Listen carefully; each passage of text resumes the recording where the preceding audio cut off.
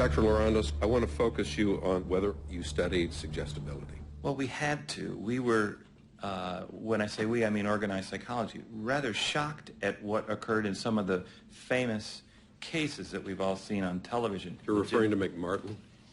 Well, I wasn't going to name names. Okay. Did I ask you to get some footage from the original experimenters? Yes. This is a study called the mousetrap study. And in this experiment, they demonstrated that they could create the memory of events that never happened. What the examiners did was they went to preschool, and they'd play a little question game with them. And the questions change from week to week.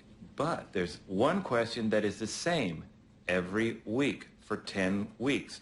And so this first little piece illustrates a little child being asked if you ever got your finger caught in a mousetrap.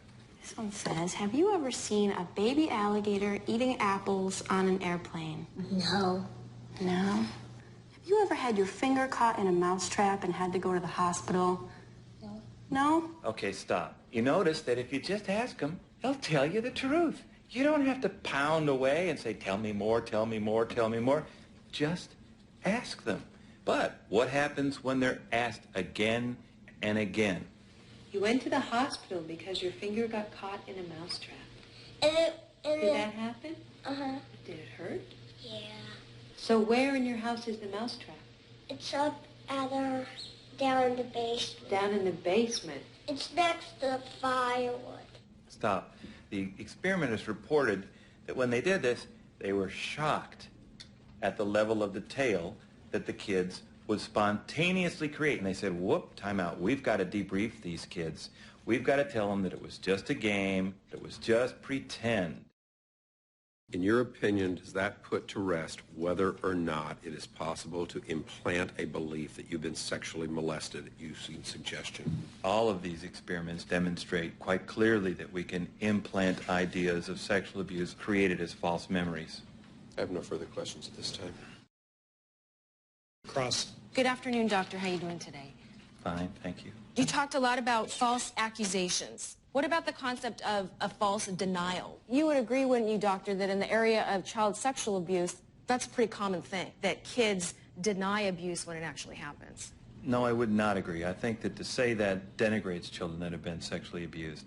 Children that have been sexually abused can tell us that they've been abused. To suggest that they're denying it unless we harangue them and uncover it harms them and harms us. So I wouldn't say that. Aren't there other reasons, though, doctor, that suggest that a child might not want to tell about sexual abuse, like being ashamed? Certainly. And no amount of suggestive leading or haranguing questioning is going to get an accurate story out of them. Well, what happens when a kid then turns with a blank stare to you and says, I don't know what you're talking about? Oh, you mean to the question, what do you mean? When a child has already said he touched me in my privates. Okay, and then you say, what do you mean? And what if they don't tell you anything? Then they don't tell you anything. You want to stick a suggestible artifact in front of their face and try to manipulate them into testifying about what it is, like a picture of a naked little girl? How often do they see naked little girls? They don't. Doctor, if I understand this correctly, you did not review any of the 3 videotapes in this case at all, correct? The 2 with Adrian or the 1 with David?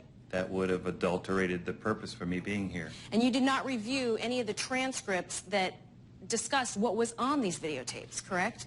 I specifically asked to be kept out of all of that and to only talk about the science. But you can't apply it at all to the facts of this case. That's their job, not my job. Why didn't you watch the videos? Because my job is to be as neutral as possible, to help you, to help him, to help this jury understand what the science is. I'll answer any questions that you have about the science to try to help. But to advocate for one side or the other, I'm not here to do that. Doctor, wouldn't it be an understandable thing if there were problems in these videos, you could point them out to this jury, couldn't you? I could do that. I've done that in other circumstances. And you didn't look at the videos in this case, correct? I believe that was my answer. Thank you. Nothing further at this time? If you were to evaluate a tape and it was the 6th time the child was interviewed, would you want to have the first 5 interviews also taped so that you could see them? Yes, absolutely. I have no further questions at this time. We'll take our break at this point, ladies and gentlemen. Thanks. I don't know if any of this is making sense. Am I making any points? I think so. He's starting to get really defensive. I know, but am I coming off bitchy? No.